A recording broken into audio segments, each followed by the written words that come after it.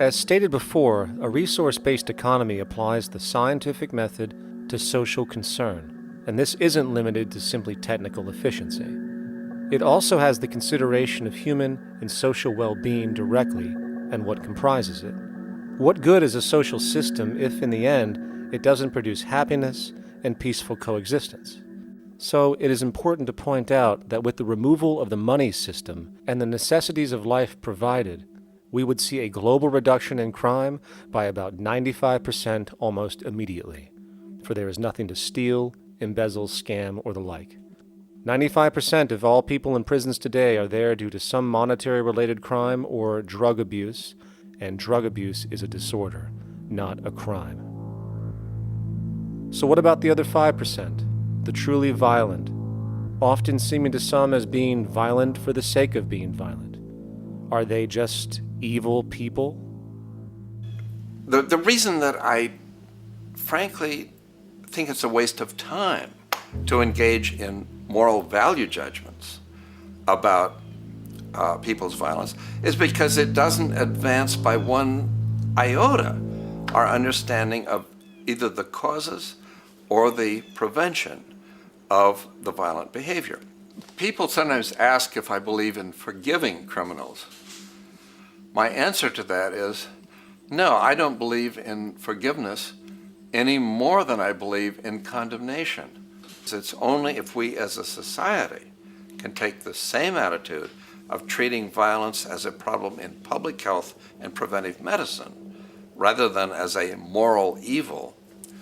It's only when we make that change in our own attitudes and assumptions and values that we will actually succeed in reducing the level of violence rather than stimulating it, which is what we do now. The more justice you seek, the more hurt you become, because there's no such thing as justice. There is whatever there is out there. That's it. In other words, if people are conditioned to be racist and bigots, if they're brought up in an environment that advocates that, why do you blame the person for it? They're a victim of a subculture. Therefore, they have to be helped. The point is, we have to redesign the environment that produces aberrant behavior. That's the problem, not putting a person in jail. That's why judges, lawyers, freedom of choice, such concepts are dangerous, because it gives you misinformation that the person is bad or that person is a serial killer. Serial killers are made just like soldiers become serial killers with a machine gun. They become killing machines, but nobody looks at them as murderers or assassins, because that's natural. So we blame people. We say, well, this guy was a Nazi, he tortured Jews. No, he was brought up to torture Jews. Once you accept the fact that people have individual choices and they're free to make those choices, free to make choices means without being influenced. And I can't understand that at all. All of us are influenced in all our choices by the culture we live in, by our parents, and by the values that dominate. So we're influenced. So there can't be free choices. What's the greatest country in the world? The true answer, I haven't been all over the world, and I don't know enough about different cultures to answer that question. I don't know anybody that speaks that way. They say, good old USA, the greatest country in the world.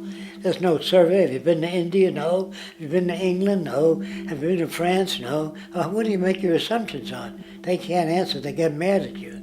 They say, well, God damn it, who the hell are you to tell me what to think? You know, don't forget, you're dealing with aberrated people. They're not responsible for their answers. They're victims of culture. That means they've been influenced by their culture.